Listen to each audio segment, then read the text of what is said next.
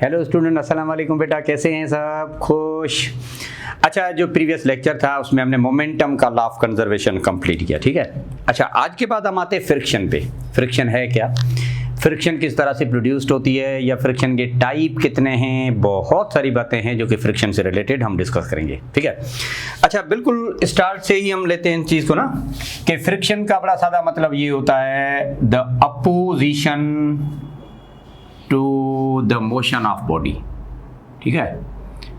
Opposition to the motion of body is called as friction. Opposition हो जाए, ठीक है, इसका मतलब है ये बॉडी को रेजिस्ट करता है फ्रिक्शन, या आप सिंपली कह सकते हैं कि बॉडी की वेलोसिटी को कम करता है। और जब भी ऐसा होता है ना, बॉडी की वेलोसिटी कम होती है, तो हम सिंपली कह सकते हैं कि भाई इट काजेज रिटार्डेशन, या आप कह सकते हैं इट काजेज डी एक्सेलरेशन और नेगेटिव एक्सेलरेशन, आप इस तरह कह सकते हैं। अच्छा, वेलोसिटी को ये कम करता है, मतलब रिटार्ड करता है, रोकता है, तो डी एक्सेलरेशन इस तरह से इसमें पैदा हो जाती है, ठीक है। अच्छा, फ्रिक्शन डिपेंड किस पे करता है? आप सिंपली कह सकते हैं कि भाई ये डिपेंड करता है सरफेस किस तरह की है। आप सिंपली कह सकते हैं कि नेचर ऑफ सरफेस पे डिपेंड करता है। इसका मतलब ये हुआ कि अगर आपके यहाँ स्मूथ सरफेस है तो हम ये बात करेंगे कि भाई फ्रिक्शन बिल्कुल कम है, या दूसरी माने में आप कह सकते हैं नेग्लिजिबल है। और अगर सरफेस रफ है तो हम सिंपली बात करेंगे कि there is a larger friction. तो या तो स्मूथ सरफेस या फिर रफ सरफेस की हम बात करेंगे, ठीक है ना। अच्छा, अब इसमें एक बात और जो आपको मैं बता दूं, मिसाल की तौर पे एक सरफेस पे दो मुख्तलिफ चीज़ें जा रही हैं, ये है M1, ये है M2। अच्छा, सरफेस की नेचर एक ही है ना दोनों के लिए। अच्छा, M1 भी जा रहा है तो M2 भी जा रहा है। अच्छा, दोनों में से ज़्यादा अपोजिशन किस पे होगी? क्योंकि सरफेस एक है तो क्या दोनों में एक तरह की अपोजिशन होगी? नहीं, अपोजिशन जो है ना दोनों के हिसाब से मुख्तलिफ होगी। और अभी हम सिंपली कह सकते हैं कि जिसका वेट ज़्यादा होगा उसमें आप अपोजिशन ज़्यादा ऑफर करेंगे। तो हम सिंपल सी कह सकते हैं कि भाई ये डिपेंड करता है कि वेट ऑफ द बॉडी कितना है। जितना वेट ऑफ द बॉडी होगा फ्रिक्शन भी उसके मुताबिक होगी। तो एक सरफेस पे मुख्तलिफ वेट के लिए फ्रिक्शन मुख्तलिफ होती है। एक सरफेस के लिए, हर मास के लिए, हर मुख्तलिफ वेट के लिए जो फ्रिक्शन है वो अपने आप को एक एडजस्टिंग फोर्स प्रोड्यूस करती है, सेल्फ एडजस्टिंग फोर्स, जिसको हम सिंपली कह सकते हैं। तो ये है कि भाई इस तरह कहा जा सकता है कि it produces self adjusting force. ये अपना एक सेल्फ एडजस्टिंग फोर्स प्रोड्यूस करती है, जिसको हम कहते हैं फ्रिक्शन, जिसको हम सिंपली कहते हैं द अपोजिशन ऑफ फोर्स, ठीक है। तो ये एक छोटी सी कहानी जो आपने इस तरह से डिस्कस की। अब हम आते हैं इसके मुख्तलिफ किस्म कितने। बाबा, friction can be classified as either static friction, या फिर हम बात करेंगे in terms of dynamic friction. तो सुने जरा, नाम से पता चल रहा है। अच्छा, स्टैटिक फ्रिक्शन का मतलब है in rest, whenever a body is in the state of rest. और डायनेमिक का फ्रिक्शन ये है कि whenever a body is in the state of motion. किस तरह की मोशन होगी सर? यूनिफॉर्म होगी? नहीं, फ्रिक्शन है ना, जाहिर सी बात है समहाउ अपोजिशन या एक्सेलरेशन तो होगी ना, तो जाहिर सी बात है यूनिफॉर्म मोशन हो ही नहीं सकती। Definitely the motion would be kind of accelerated motion है, ठीक है। तो ये बात हो गई। अच्छा, दोनों को अगर कंपेयर किया जाए तो do remember static friction is greater then dynamic friction. ये बात आप ध्यान में रख लें। स्टैटिक फ्रिक्शन हमेशा की तौर पे बड़ा होता है। जब बॉडी रुकी होती है ना तो अपोजिशन इतनी होती है कि बॉडी चल नहीं सकती। इसका मतलब है स्टैटिक फ्रिक्शन ज्यादा है, ठीक है। अगर बॉडी जा रही है इसका मतलब है अपोजिशन होगी में भी, पर जा रही है मतलब समहाउ रिलेटिवली फ्रिक्शन कम है। तो हम सिंपली कह सकते हैं कि डायनेमिक फ्रिक्शन का जो वैल्यू है relative to that of static कम होता है, ठीक है। अच्छा, एक बात ये, दूसरी बात जो है अहम, इसको थोड़ा देखना लाजमी होगा। आप इस चीज़ को समझेंगे जिसकी तरफ मैं अब जा रहा हूँ। देखें ज़रा बेटा, मिसाल की तौर पे ये एक ऑब्जेक्ट है जिसका मास है m। अच्छा, अगर ये ऑब्जेक्ट रेस्ट में है तो सिंपल सी बात है, क्यों रेस्ट में? क्योंकि फ्रिक्शन होता है। और फ्रिक्शन कौन सी है? स्टैटिक फ्रिक्शन है। मिसाल की तौर पे मैं कहता हूँ कि भाई इसका वैल्यू है कोई 10 न्यूटन, ठीक है। स्टैटिक फ्रिक्शन का वैल्यू कितना? 10 न्यूटन। अब हम क्या करते हैं कि किसी बच्चे को बुला के कहते हैं कि भाई आ जाएं, आप इस ब्लॉक को थोड़ा आगे की तरफ मूव करवा दें। तो उसने क्या किया, अपना फोर्स लगाया। अच्छा, बच्चे ने जो फोर्स लगाया दैट इज व्हाट यू से कि 5 न्यूटन का फोर्स लगाया। मुझे बता दें कि 5 न्यूटन अप्लाइड फोर्स से क्या ये ब्लॉक आगे डिस्प्लेस होगा? होगा ही नहीं। अपोजिशन इतनी बड़ी है, कैसे मूव होगा भाई? नहीं होगा। चलो ठीक है, 8 न्यूटन लगा दें तो मूव होगा कि नहीं? बिल्कुल भी नहीं। अगर हम 10 न्यूटन लगा दें तो मूव होगा कि नहीं? Yes, now it can move. 10 newton can recover this 10। Resultant मतलब फ्रिक्शन वगैरह इस तरह से नहीं है, तो बॉडी में move with some inertia, body inertia की वजह से जा सकती है। तो उसका मतलब ये हुआ कि अगर कोई बॉडी रुकी हुई हो और आप उसको अगर मूव कराना चाहें तो लाजमी तौर पे आपका अप्लाइड फोर्स जो है स्टैटिक फ्रिक्शन के मैक्सिमम वैल्यू जितना होना चाहिए तो बॉडी मूव करेगी, वरना नहीं। तो ये बात आप थोड़ा ये ध्यान में बिठा दें, क्या in order to move the body, अगर आप किसी बॉडी को मूव कराना चाहते हैं देन अप्लाइड फोर्स, जो फोर्स आपको चाहिए होता है दैट मस्ट बी इक्वल, बराबर होना चाहिए, या फिर हम सिंपली कह सकते हैं इक्वल और more then maximum value of static friction. आपके अप्लाइड फोर्स का वैल्यू या तो इक्वल होना चाहिए या एटलीस्ट थोड़ा ज्यादा होना चाहिए ताकि बॉडी मूव करे, वरना नहीं करेगी। And this maximum value of static friction, ये जो maximum value of static friction होता है ना, इसका नाम हम रखते हैं लिमिटिंग फ्रिक्शन। तो ध्यान में रखें, लिमिटिंग फ्रिक्शन क्या है? लिमिटिंग फ्रिक्शन का बड़ा सादा मतलब ये होता है कि वो friction which can causes the body to move, पर एक हद तक, वरना मूव नहीं करता। तो उस फ्रिक्शन का नाम हम इस तरह से रखेंगे, that would be the limiting friction. तो body can only move if your applied force is either equal और मोर देन दैट, वरना मूव नहीं करेगी। तो लिमिटिंग फ्रिक्शन क्या है? अगर आपसे कोई पूछे स्टैटिक है डायनामिक है, भाई स्टैटिक है। स्टैटिक फ्रिक्शन के मैक्सिमम वैल्यू का दूसरा नाम है लिमिटिंग फ्रिक्शन, हम इस तरह से कह सकते हैं। बात आई समझ में? तो ये एक छोटी सी कहानी जो आपके सामने मैंने रखी। चलो बेटा, अब एक बात और जो अब हम बात करेंगे, ये बड़ा इंपॉर्टेंट है, आप इस चीज को थोड़ा गौर से समझेंगे। सुने, ये कुछ इस तरह से कि मोशन ऑफ अ बॉडी, ये बॉडी को ही हम इस तरह से मूव कराना चाहते हैं और आप इस चीज को थोड़ा ध्यान से समझेंगे, ठीक है?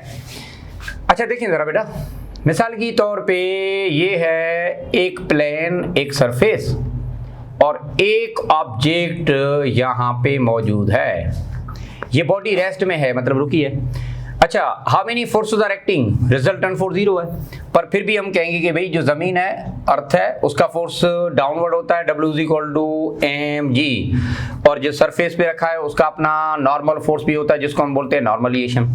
नॉर्मलिएशन और वेट आपस में कैंसिल होते हैं, इक्वल अपोजिट होते हैं, बात खत्म। रिजल्टेंट फोर्स 0 है, तो आप सिंपली कह सकते हैं बॉडी रेस्ट में है ना?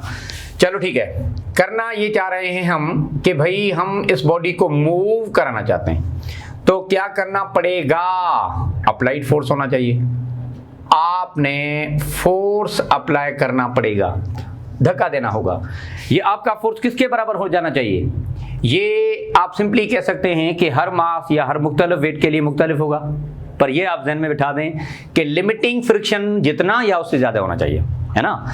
तो बड़ी सादी सी बात है बेटा, in order to move the body, आपका जो अप्लाइड फोर्स होता है, सुने जरा, applied force needed to move the body, body को आगे मूव कराने के लिए जो अप्लाइड फोर्स होता है, ये रिलेशन इनकी इस तरह से होती है कि force is directly proportional to the wait.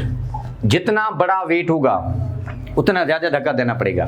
एक ही सतह पे टेबल भी रखा है, कुर्सी भी रखी है। अच्छा, चेयर को डिस्प्लेस करने में आसानी से आप डिस्प्लेस करा सकते हो, और जो डाइस है या टेबल है थोड़ा मुश्किल होता है। क्यों? क्योंकि जो टेबल है ना उसका वजन ज्यादा है, तो जितना ज्यादा वेट होगा उतना आपने ज्यादा फोर्स अप्लाई करना पड़ेगा। अच्छा, दूसरी बात ये कि भाई जितना वेट ज्यादा होगा, जाहिर सी बात है नॉर्मल फोर्स सरफेस का भी वही होगा। तो ये रिलेशन आप ध्यान में बिठा दें कि applied force is directly proportional to the weight और directly proportional to the normalization. चलो ठीक है, साइन ऑफ प्रोपोर्शनलिटी को हटा दें तो हम देते हैं इज इक्वल टू की साइन, और एक यहाँ पे कांस्टेंट भी लगता है, बाकी ये W या W आपका वही रहा। यहाँ से अगर देखा जाए तो आपका म्यू वही रहा, आर आपका वही एग्जैक्टली। अच्छा, ये आपका एक जनरल रिलेशन मिला, और इस रिलेशन में जो म्यू है ना, इस म्यू का नाम हम रखते हैं कोएफिशिएंट ऑफ फ्रिक्शन। अभी ये बॉडी रेस्ट में है तो उसको हम बोलेंगे कोएफिशिएंट ऑफ स्टैटिक फ्रिक्शन, ठीक है ना। अच्छा, इस म्यू को किस तरह से मैथमेटिकली सॉल्व किया जाए? बड़ा सादा है, बड़ा सिंपल है। ये एफ वही आपका W इधर ले आए, ये बनेगा W या एफ अपॉन आर कह दें, या हम इसको लिखेंगे एफ अपॉन W। तो हम इसको यूं भी डिफाइन कर सकते हैं, the ratio of applied force to weight of the body या टू द नॉर्मल रिएक्शन। इसको हम सिंपली कह सकते हैं that would be the coefficient of friction. अच्छा, यूनिट के हिसाब से कुछ भी नहीं है, यूनिट लेस है, डायमेंशन भी नहीं है, डायमेंशन लेस है। अच्छा, इसकी वैल्यू होती है, ये बात आप ध्यान में रख लें, इसकी जो वैल्यू है ना वो डिपेंड करती है मुख्तलिफ सरफेस पे, हर सरफेस के लिए इसकी जो वैल्यू है वो अलग होती है। अच्छा, म्यू की वैल्यू जितनी ज़्यादा होगी आप सिंपली कह सकते हैं कि फ्रिक्शन भी उतना ज़्यादा होगी। एक सरफेस है जिसके म्यू की वैल्यू कम है तो फ्रिक्शन कम है, म्यू की वैल्यू ज़्यादा है तो आप सिंपली कह सकते हैं कि फ्रिक्शन की वैल्यू भी उसके मुताबिक ज़्यादा होगी, ठीक है। तो ये एक छोटी सी कहानी कोएफिशिएंट ऑफ फ्रिक्शन के हिसाब से। अच्छा, बॉडी को मूव किस तरह से कराना चाह रहे हैं अप्लाइड फोर्स, वो आपकी डिपेंड करता है। इसका मतलब ये हुआ कि जो नेचर ऑफ सरफेस के हिसाब से हम बात करें, सुने जरा इधर, नेचर ऑफ सरफेस के हिसाब से बात करें तो फ्रिक्शन के दो किस्म और भी आप बना सकते हैं इस तरह से, ठीक है। किस तरह का? हम बॉडी को स्लाइड करना चाह रहे हैं या हम बॉडी को रोल कराना चाह रहे हैं, तो एक फ्रिक्शन कहलाती है, आप सिंपली कह सकते हैं sliding friction, another is the rolling one. Sliding friction का मतलब क्या कि भाई बॉडी को हमने स्लाइड करना है along the surface. Rolling friction का मतलब क्या कि बॉडी को हमने रोल करना है, या कोई एक स्फेरिकल सरफेस है, रोलिंग सरफेस है, तो फिर रोलिंग फ्रिक्शन होगा। मिसाल के तौर पे गाड़ी का टायर और जो रोड है, इनके बीच में फ्रिक्शन कौन सी होगी? रोलिंग होगी, टायर जो रोल करता है। पर जब हम ब्रेक लगाते हैं तो टायर बिल्कुल जैम होकर इस तरह से आगे स्लिप हो जाता है, डिस्प्लेस हो जाता है, तो वहां पे आप सिंपली कह सकते हैं कि स्लाइडिंग फ्रिक्शन। आप जो चलते हो, आपके पाँव या आपके जो शूज हैं या जो चप्पल आपकी, उसके बीच में और जो सरफेस के बीच में कौन सी फ्रिक्शन कहलाएगी? That would be the sliding again we can say, ठीक है ना। तो बेटा फ्रिक्शन का जो सिंपल कॉन्सेप्ट है सरफेस के हिसाब से इस तरह से, पर अगर आप बॉडी को मूव कराना चाहें तो बड़ा लाजमी होता है कि the value of your applied force at least must be equal to this particular, ठीक है, एक बात ये। अच्छा, अब इसमें काफी सारी बातें काम की हैं।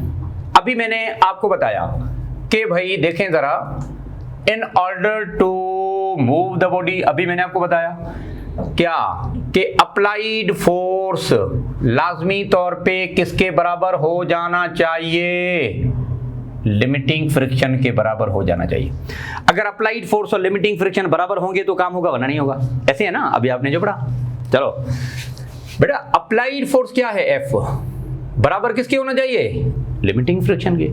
तो यहां से ये बनाया जा सकता है कि limiting friction is equal to mu into W, क्योंकि अप्लाइड फोर्स किसके बराबर है? अभी आपने मालूम जो किया, म्यू इंटू डब्ल्यू है।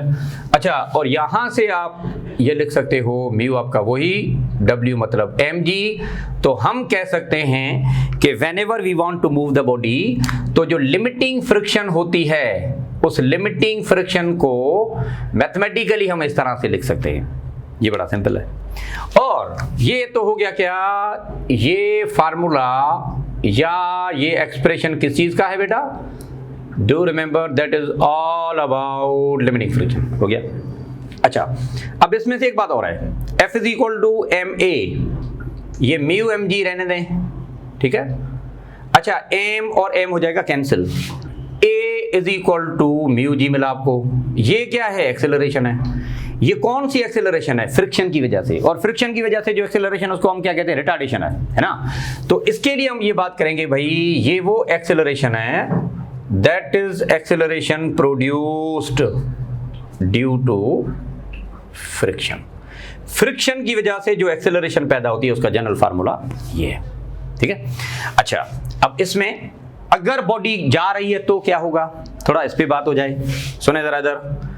If a body is in motion, ठीक है, इसको देखना बड़ा लाजमी है। मिसाल के तौर पे यहां से आगे बॉडी जा रही है, जब ये बॉडी यहां पे थी तो अपोजिशन होगी, इसको हम कहते हैं फ्रिक्शन, और the friction due to motion is called as dynamic friction, है ना। अच्छा, फिर भी हम इसको बॉडी को मूव कराना चाह रहे हैं, फिर भी हम फोर्स लगाना चाह रहे हैं, तो बता दें आप यहां से ये कह सकते हैं कि भाई limiting friction would be equal to, अच्छा पहली बात ये कि यहां से कोएफिशिएंट ऑफ फ्रिक्शन क्या होगा, पहले हम ये बता दें, बाद में बात कर लेते हैं। भाई इधर या यहां से कोएफिशिएंट ऑफ फ्रिक्शन क्या बनेगा, वही बात भाई F/R, पर ये है कि ये होगा coefficient of kinetic friction. Kinetic क्यों? क्योंकि बॉडी चल रही है ना, जब बॉडी चल रही होती है तो ratio of applied force to the normal reaction को हम कहते हैं कोएफिशिएंट ऑफ काइनेटिक फ्रिक्शन, ठीक है। अच्छा, बॉडी जब चल रही है तो बॉडी में एक्सेलरेशन पैदा होगी, कितना होगी, A = μg होगी, पहली बात ये।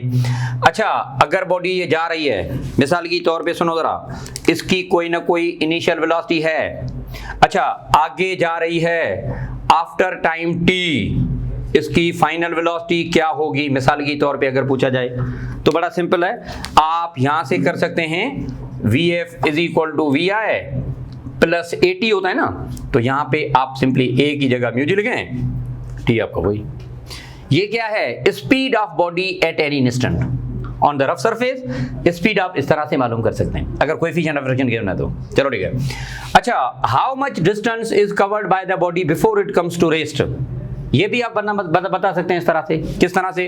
Equation number 3, 2a × s = Vf² - Vi²। तो यहां से डिस्टेंस जो कवर होगा बिफोर कमिंग टू रेस्ट, वो आप इस तरह से बता सकते हैं 2 × a, है ना, माइनस क्यों लगाया मैंने, रिटार्डेशन की वजह से।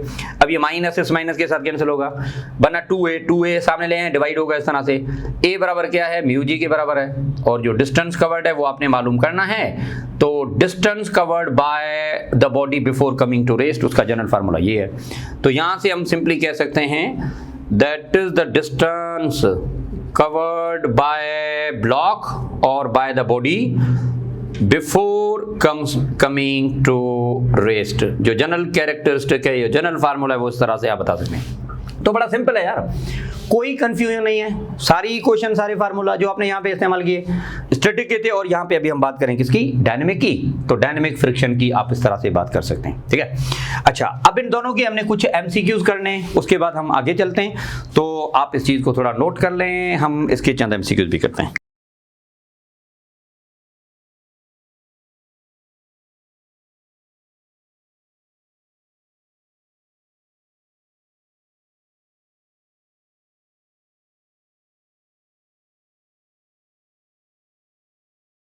अच्छा बेटा, तो अब हम आते हैं कुछ MCQs की तरफ। ये MCQs आपके सामने मौजूद हैं, थोड़ा इसको आप देखेंगे, ठीक है।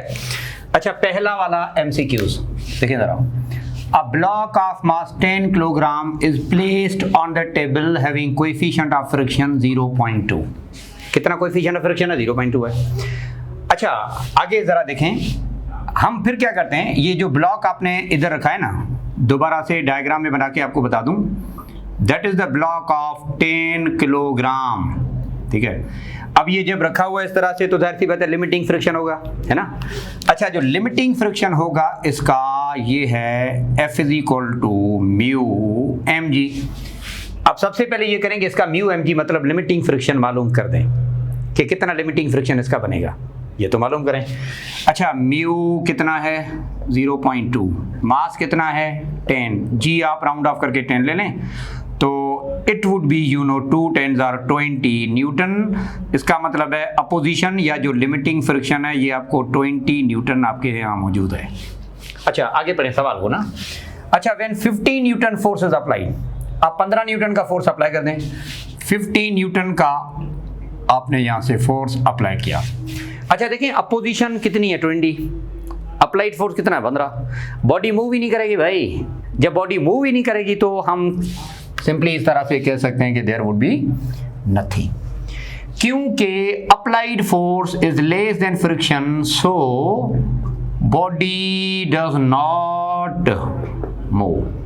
बॉडी मूव ही नहीं करेगी उसीलिए हम सिंपली कह सकते हैं कि acceleration produced that would be equal to 0। बात खत्म, एक्सेलरेशन होगी नहीं। तो एक्सेलरेशन की हम जो बात करते हैं इस तरह से, या हम जो बात करते हैं सिंपली कि एक्सेलरेशन पैदा होगी, ये डिपेंड करता है कि बॉडी का कोएफिशिएंट ऑफ फ्रिक्शन या बॉडी की मोशन किस तरह से है। बॉडी मूव उस वक्त कर सकती है जब आपने अप्लाई फोर्स किया हो, और बॉडी उसी तरह से, या आपका जो अप्लाइड फ्रिक्शन, अप्लाइड फोर्स का जो वैल्यू है वो से बड़ा हो। अगर इस तरह से नहीं है तो हम सिंपली कह सकते हैं बॉडी मूव नहीं करेगी, ठीक है ना। अच्छा, दूसरा वाला देखें जरा, ये क्या कहता है, if 25 newton force is applied then what would be acceleration.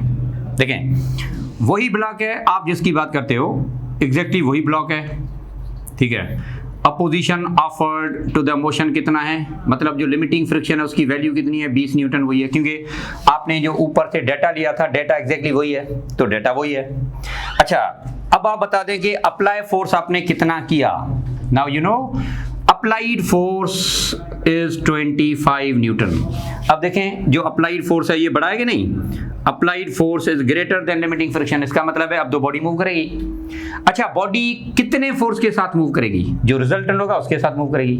अच्छा, रिजल्टेंट किस तरह से होगा या कितना होगा, रिजल्टेंट फोर्स की कहानी किस तरह से है भाई, सबसे पहले आपने रिजल्टेंट फोर्स मालूम करना है, और रिजल्टेंट फोर्स का मतलब ये है कि बड़े में से छोटा वाला वैल्यू माइनस करें, is equal to resultant force है। बड़ा फोर्स कितना 25, छोटा वाला कितना 20, इज इक्वल टू मास कितना है 10, एक्सेलरेशन मालूम करनी है, ये बनेगा 5 is equal to 10a, it means a is equal to 5/10, आप सिंपली कह सकते हैं 0.5 मीटर पर सेकेंड स्क्वायर। इसका करेक्ट आंसर ऑप्शन बी होगा, सिंपल।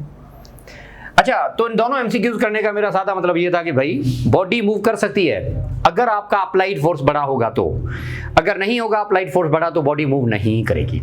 बात आई समझ में? चलो ठीक है बेटा, एग्जैक्टली इसी तरह से एक और चीज है। अच्छा, अब हम पता क्या करते हैं, ये अभी जो सवाल आपने पढ़ा इसको थोड़ा मैं डायग्राम बना के आपको बता देता हूं। थोड़ा देखें, ये एक एलिवेटर है, एलिवेटर बोले तो लिफ्ट है ना। अच्छा, ये रहा एलिवेटर। अच्छा, जो टेबल आपने रखी थी, क्योंकि that was placed on the table, previous data में आपने ये लिखा।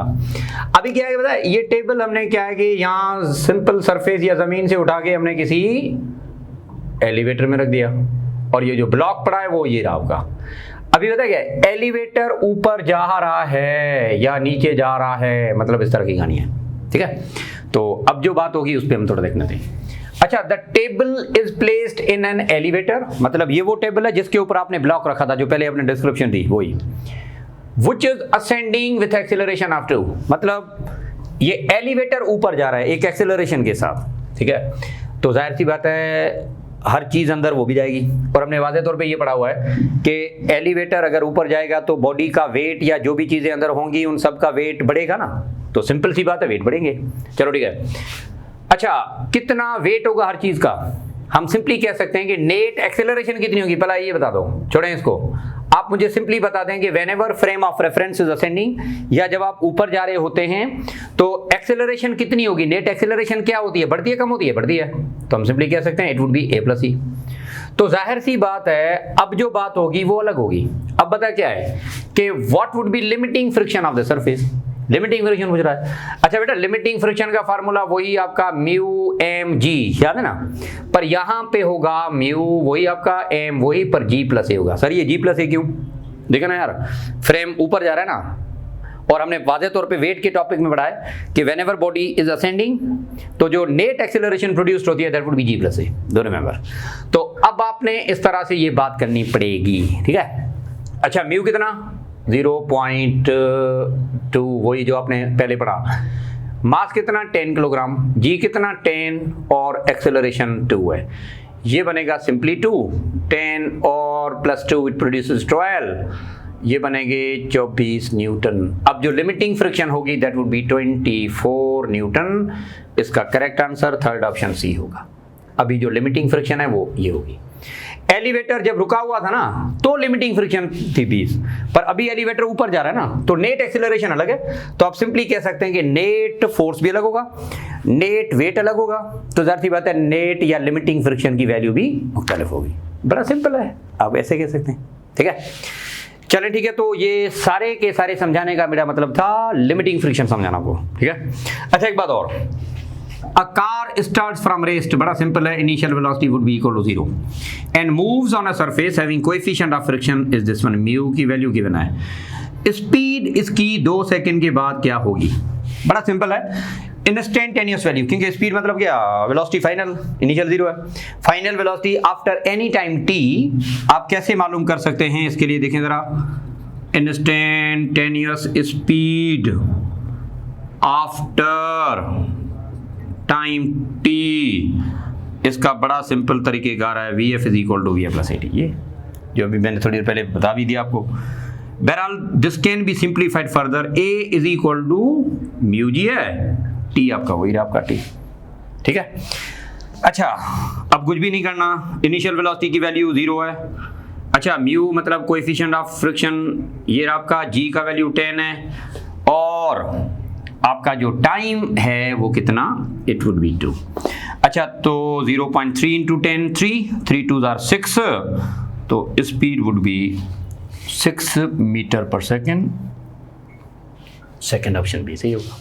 ठीक है, तो कोएफिशिएंट ऑफ फ्रिक्शन या जो लिमिटिंग फ्रिक्शन है, इनसे मुतालिक जो बातें थी ये हमने सारी की सारी डिस्कस कर दी। ठीक है, अच्छा इसी कोएफिशिएंट ऑफ फ्रिक्शन का एक और इस्तेमाल है, ये इस्तेमाल हम सबसे पहले देखना चाहेंगे और फिर इसके मुतालिक भी 2-3 बातें और एमसीक्यूज होंगे। ठीक है, तो अब हम आते हैं इस पे, that is motion of a body on circular road. अब इसका मतलब क्या है मैं आपको थोड़ा समझा दूं, इसका जो सारी कहानी मैंने लिखी है इसका मतलब क्या है, थोड़ा देखें इधर। मिसाल की तौर पे एक रोड है इस तरह के ऐसे, और इस सर्क्यूलर कर्व पे एक गाड़ी जा रही है। ठीक है, इसको देखना, इसको समझना बड़ा लाजमी है। कर्व रोड है, जिस तरह के यू टर्न होते हैं या पुल के ऊपर चढ़ते हैं तो ओवरफ्लाई पे जाने के लिए जो इस तरह के टर्न होते हैं ना, उसकी हम बात करें। ठीक है, अच्छा इसका अपना रेडियस होगा definitely, that is what you से के आर, है ना, पूरा सर्किल नहीं है, एक छोटा सा कर्व है। बहरहाल जब ये जा रही होगी ये कार, तो यू नो जैसे आप कर्व में जाते हो रोड पे इस तरह से, तो आपने देखा होगा कि हम इस तरह यूं हो जाते हैं, क्योंकि एक फोर्स है या इनर्शिया है या सेंट्रीफ्यूगल फोर्स है जो आपको बाहर की तरफ खींचता है। ठीक है, तो व्हेनेवर दिस हैपन या whenever this motion exist actually, तो एक फोर्स है जो बॉडी को दूर या बाहर की तरफ करता है। इस फोर्स का नाम हम रखते हैं सेंट्रीफ्यूगल फोर्स, ये वो है। पर आपने पढ़ा है कि सेंट्रीफ्यूगल पैदा ही तब होता है जब सेंट्रीपिटल हो, क्योंकि इसका एक्शन रिएक्शन की कहानी है, तो सेंट्रीपिटल भी होगा, श्योर फॉर श्योर सेंट्रीपिटल होगा। इसका मतलब ये रहा। अच्छा ये दोनों ही होंगे, पर उस वक्त अगर आप बैलेंस या स्मूथली या सही तौर पे आप टर्न में जा रहे हैं, इसका मतलब ये तो दोनों इक्वल और अपोजिट होते हैं, फिर आपको बचा कौन रहा है वहां पे, आप क्यों बच के जा रहे हैं? एक फोर्स है जो आपको वहां पे बचा रहा है, और जो फोर्स आपको वहां पे बचा देता है ना, उसी का नाम हम रखते हैं फ्रिक्शन।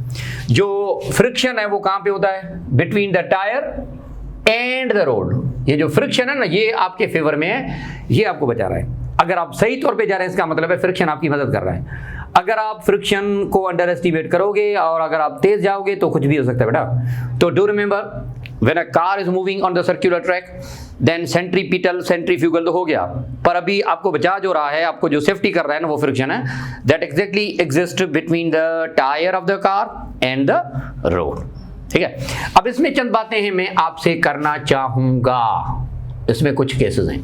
अच्छा, केस नंबर पहला वाला वो ये कि अगर फ्रिक्शन की वैल्यू बड़ी हो और आउटवर्ड पुल कम हो, मतलब आउटवर्ड पुल कम है, फ्रिक्शन ज्यादा है, तो उसका मतलब है खैर है, आप स्मूथली जा सकते हैं। मतलब ये आप सिंपली कह सकते हैं smoothly body can move, body मजे से जा सकती है भाई, कोई प्रॉब्लम नहीं है, कोई परेशानी नहीं है।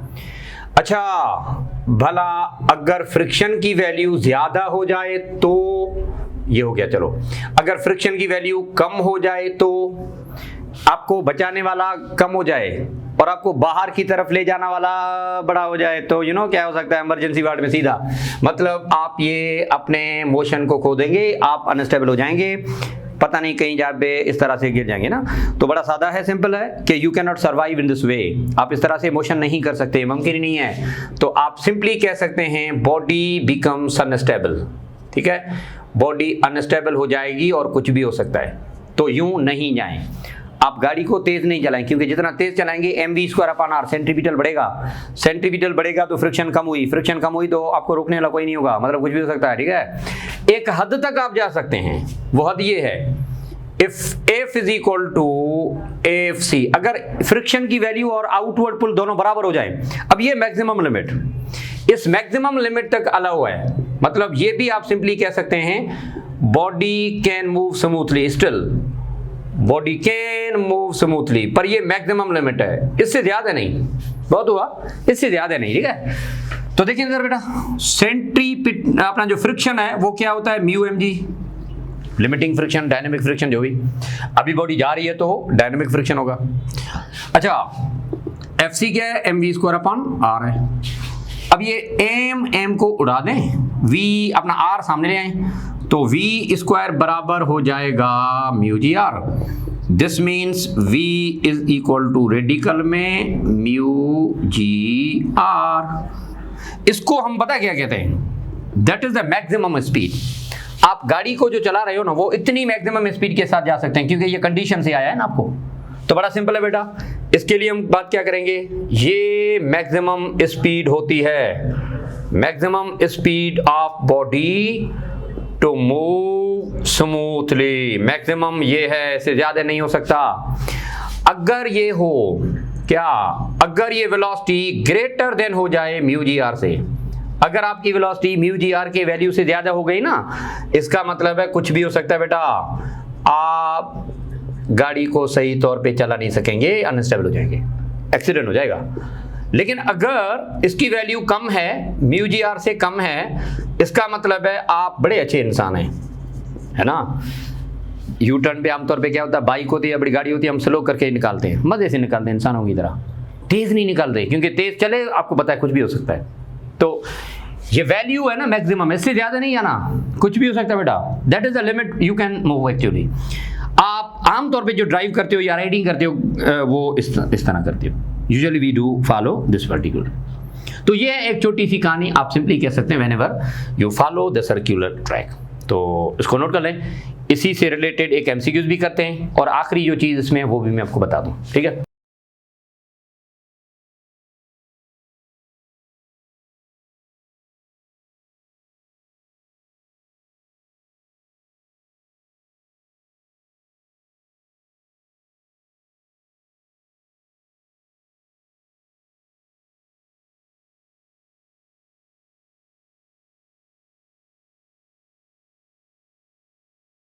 अच्छा बेटा, जो अभी हमने सर्कुलर ट्रैक वाली कहानी सुनी, इससे मुतालिक ये तो MCQs हैं, आप इनको थोड़ा देख लें पहले, ठीक है। अच्छा, a car of this particular mass is moving on a circular road of radius this one, ठीक है, और कोएफिशिएंट ऑफ फ्रिक्शन ये है। बता दें मैक्सिमम स्पीड क्या होगी जिसके साथ कार आसानी से जा सकती है। अभी सर्कुलर के हिसाब से मैंने आपको बता दिया कि maximum speed with which it can move smoothly is equal to μgr, ये है आपका। अगर इससे ज्यादा होगी ना तो नहीं जा सकते, अभी हमने पढ़ा।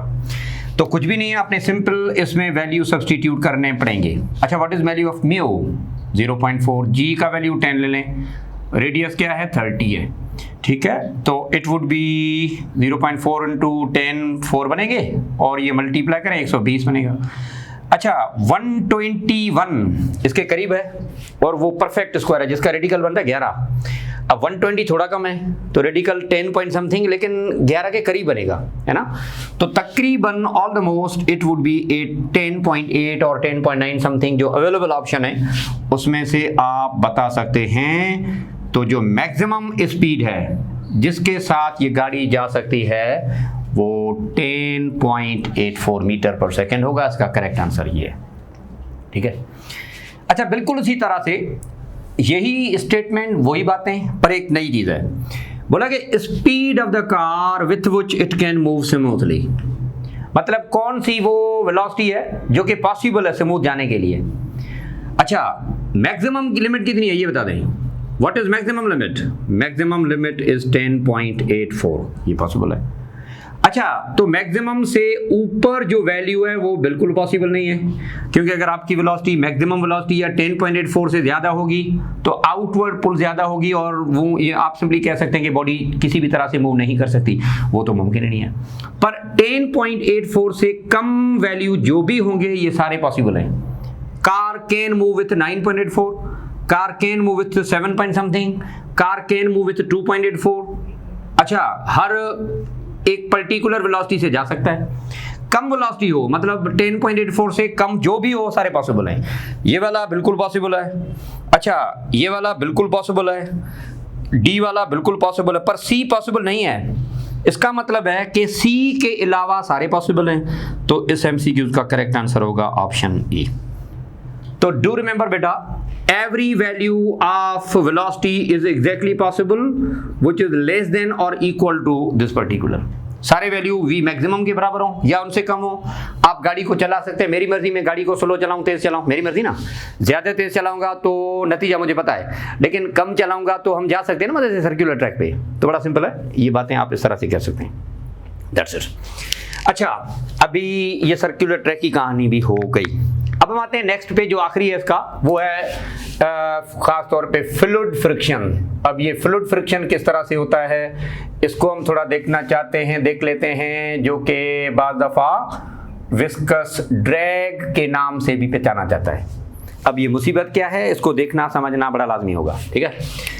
अच्छा, मिसाल के तौर पे एक बड़ा कंटेनर है, सुन लें समझ लें, ये एक कंटेनर है, ठीक है। अच्छा, इस कंटेनर के अंदर आपने एक लिक्विड भरा हुआ है।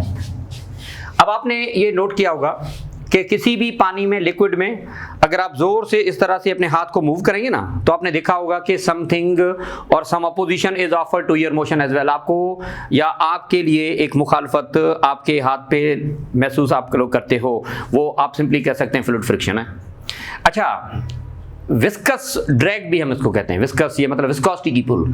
तो देखें विस्कोसिटी क्या होती है, वो भी एक opposition to the flow of liquid है, पर ये है कि opposition to the motion of body in the liquid है, फर्क ये है। तो देखें अपोजिशन है बहरहाल ना, तो विस्कस ड्रैग भी हम इसको कहते हैं, इसको हम फ्लूइड फ्रिक्शन भी कह सकते हैं, जो कि it resemble to the viscosity, in other words we can say. तो ये एक छोटी सी कहानी आप पहले समझ लें, ओके। मिसाल की तौर पे हमने क्या किया कि we have dropped any sphere inside, हमने एक स्फीयर जो है वो इसके अंदर ड्रॉप किया। तो क्या हो सकता है इसको देखना बड़ा लाजमी है। If sphere is dropped inside तो क्या होगा जरा देखें। लेकिन पहले मुझे बता दें कि how many forces are acting on this one. जब हम इस स्फेरिकल बॉडी को ऐसे डुबो देंगे या इस तरह से ड्रॉप करेंगे, तो मुझे पहले बता दें कि how many forces are acting, force कितने लग रहे होंगे ये बता दें भाई। एक फोर्स वो है जो इसका वेट कहलाता है। अच्छा, दूसरा इसका पानी का अपना अपथ्रस्ट या अपवर्ड पुल भी हुआ करती है, अपथ्रस्ट फोर्स हम इसको कहते हैं। अच्छा, एक क्या है, वेट है, और दूसरा अपथ्रस्ट। सुने दोबारा से, पानी में अगर खाली गिलास है ना, उल्टा करके आप इस तरह से डुबो दें, नीचे नहीं आएगा, थोड़ा भी छोड़ेंगे ना ऊपर आ जाता है इस तरह। अच्छा, क्योंकि पानी के अंदर एक अपवर्ड पुल होती है जो चीज़ों को सरफेस की तरफ रखती है। सरफेस टेंशन पड़ा हुआ लफ्ज़, बिल्कुल उसी तरह का एक विस्कस ड्रैग है जो उसके अंदर होता है, जो चीज़ों को अंदर की तरफ नहीं आने देता, वो बाहर की तरफ या सरफेस की तरफ रखता है हमेशा के तौर पे। इस फोर्स का नाम हम रखते हैं अपथ्रस्ट फोर्स। अच्छा, अब इसमें दो तीन चीज़ें देखने जैसी है ना, ये थोड़ा देख लें।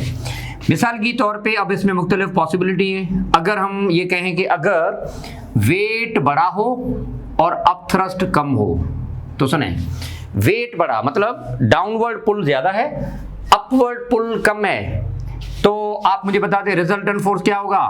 बड़े में से छोटा वाला वैल्यू माइनस करें, आपको रिजल्टेंट मिलेगा। अच्छा, रिजल्टेंट फोर्स होगा कि नहीं, बिल्कुल। तो रिजल्टेंट एक्सेलरेशन होगी या नहीं, बिल्कुल होगी। तो रिजल्टेंट एक्सेलरेशन आप सिंपली कह सकते हैं इस तरह से होगी, और यूं बॉडी की जो मोशन है वो बिल्कुल आप सिंपली कह सकते हैं डाउनवर्ड होगी, ऐसी होगी। अच्छा, ये बॉडी जाएगी कहाँ, नीचे की तरफ। ये मोशन कौन सी होगी, एक्सेलरेटेड मोशन होगी। चले, ये बात अब की है जब हम कहते हैं वेट बढ़ा है। लेकिन एग्जैक्टली इसी तरह से अगर ये हो कि इफ वेट, या ये कह दे मला, if upthrust is greater than weight, ऊपर ले जाने वाला फोर्स ज्यादा हो, वेट कम हो, तो हम सिंपली कह सकते हैं resultant force would be equal to upthrust minus weight. अभी अपथ्रस्ट पड़ा है। अच्छा, बॉडी कहां जाएगी? ऊपर। कहां तक? सरफेस तक, ठीक है। फिर कहां जाएगी? ऊपर ही भाई, वहीं पे फ्लोट होगी, कबूतर थोड़ी ऊपर उड़ जाएगी इस तरह से। It will be floating at the surface actually. तो ये रहा आपका।